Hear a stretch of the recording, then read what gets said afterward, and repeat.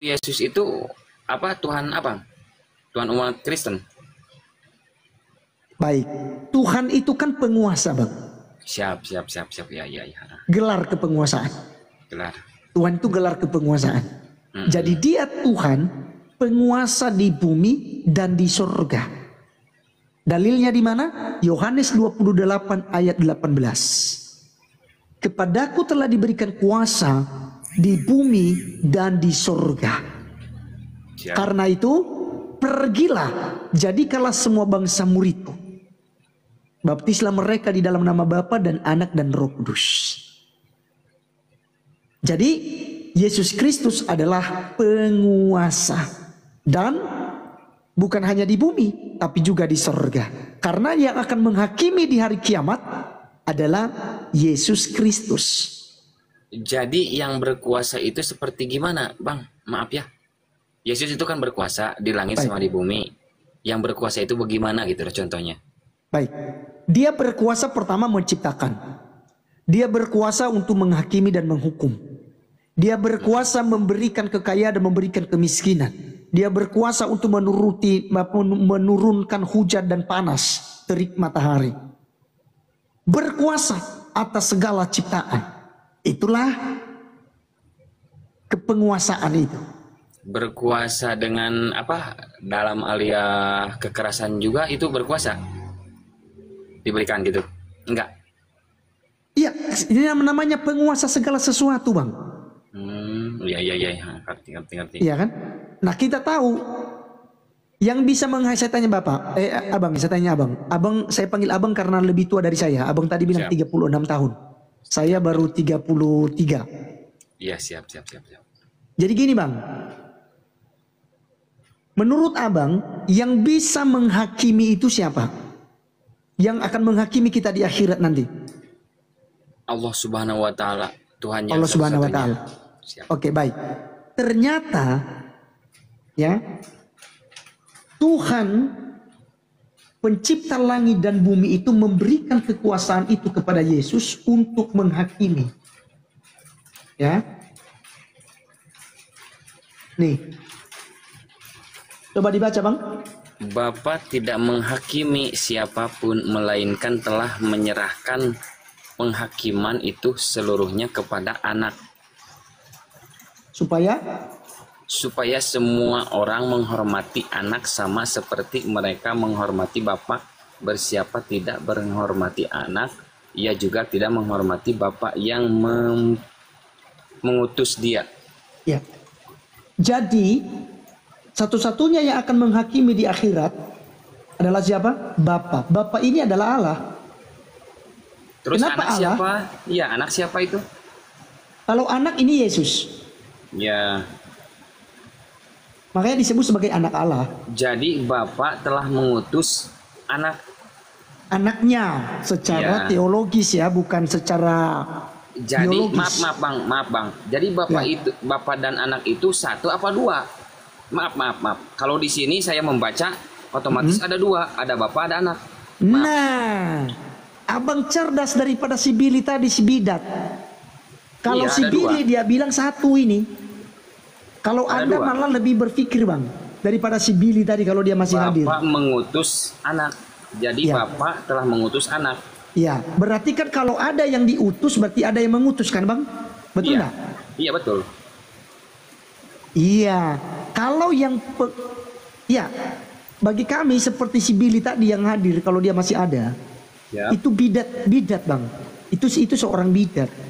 Justru dia mengatakan bahwa ini satu, Bapak itu ya anak. Kalau menurut saya yang begitu. Iya, saya hanya memberikan.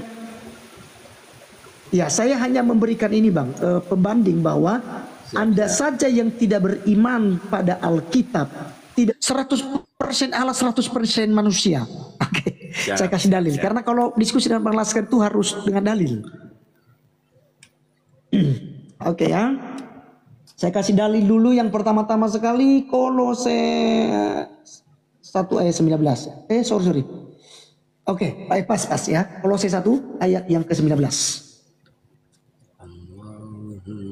Karena seluruh kepenuhan Allah, belumnya ayat 15, ia di sini ternyata Kristus, Yesus Kristus. Ia adalah gambaran Allah yang tidak kelihatan. Ya, dia sudah menjadi manusia, ya. Karena dia sudah menjadi manusia, dia kelihatan. Dan dalam keadaan sebagai manusia itu, dia katakan begini, kepenuhan kealahan berkenan diam di dalam dia. Dan oleh dialah, ia memperdamaikan segala sesuatu dengan dirinya, baik yang ada di bumi maupun yang ada di sorga. Sesudah ia mengadakan pendamaian, ya, oleh darah salib Kristus. Juga kamu yang dahulu hidup jauh dari Allah dan yang memusuhinya dalam hati dan pikiran seperti yang nyata dari perbuatanmu yang jahat, sekarang diperdamaikannya di dalam tubuh jasmani Kristus oleh kematiannya untuk mendapatkan kamu kudus dan tak bercela dan tak bercacat di hadapannya. Jadi ini dasar kedwinaturan Yesus. Yesus manusia sepenuhnya dan Allah sepenuhnya. Karena kepenuhan Allah berkenan di dalam kemanusiaan Yesus yang sempurna itu. Makanya Yesus tanpa cacat, Bang. Apakah Anda kemudian bisa membuktikan Yesus punya dosa? Nanti itu pembuktian itu adalah urusan abang.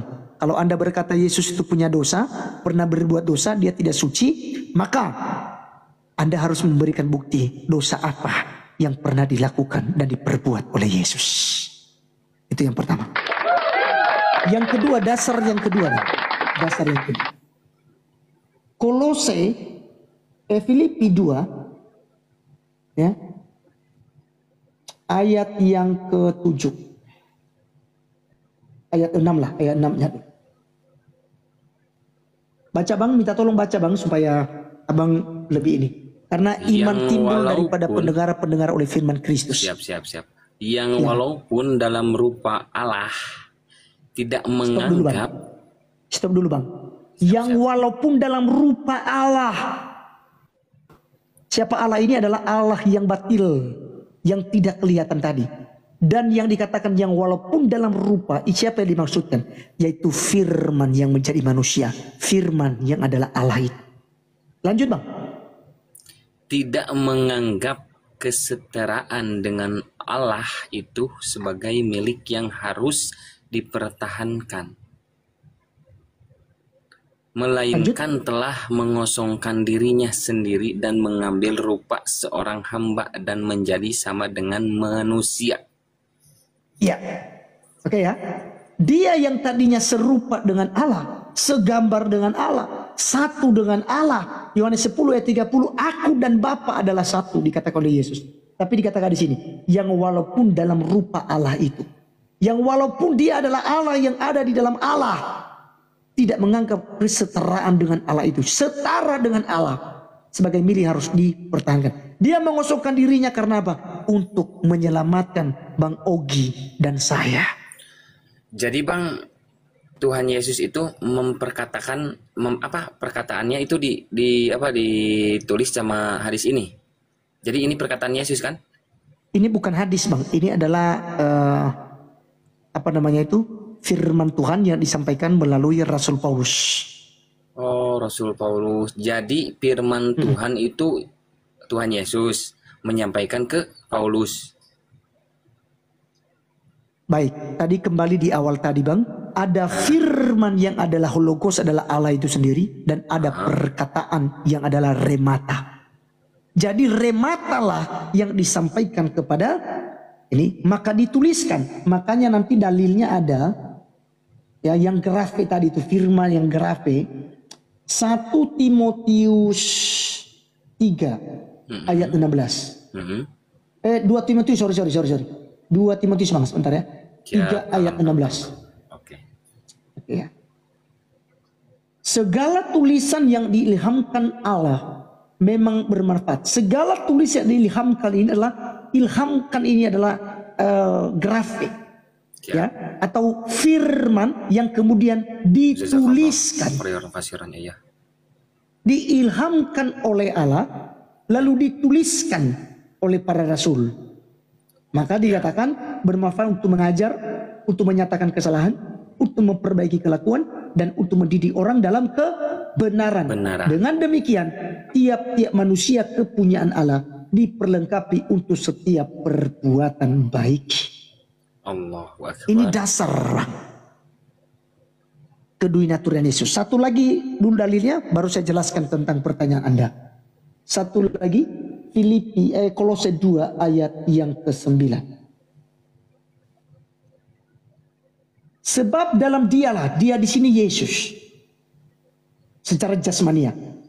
Sebab dalam Yesuslah berdiam secara jasmania seluruh kepenuhan kealahan. Dan kamu telah dipenuhi di dalam Dia. Dialah kepala semua pemerintah dan penguasa. Dalam Dialah kamu telah disunat, bukan dengan sunat yang dilakukan oleh manusia, tetapi dengan sunat Kristus yang terdiri dari penanggalan akan tubuh yang berdosa. Karena dengan Dia kamu dikuburkan dalam baptisan ganti sunat, dan di dalam Dia kamu turut dibangkitkan juga oleh kepercayaanmu kepada kerja kuasa Allah yang telah membangkitkan Dia dari orang mati. Jadi ini sunat perjanjian lama, tetapi dalam perjanjian baru di dalam Yesus adalah baptisan yang merupakan kiasan akan kematian dan kebangkitan Yesus Kristus. Jadi ini dasar kekristenan, mengatakan Yesus sepenuhnya Allah, sepenuhnya manusia. Atau teman-teman Kristen lain mengatakan 100% Allah, 100% manusia. Sampai di sini bisa dipahami, Bang? Bisa dipahami. Jadi Yesus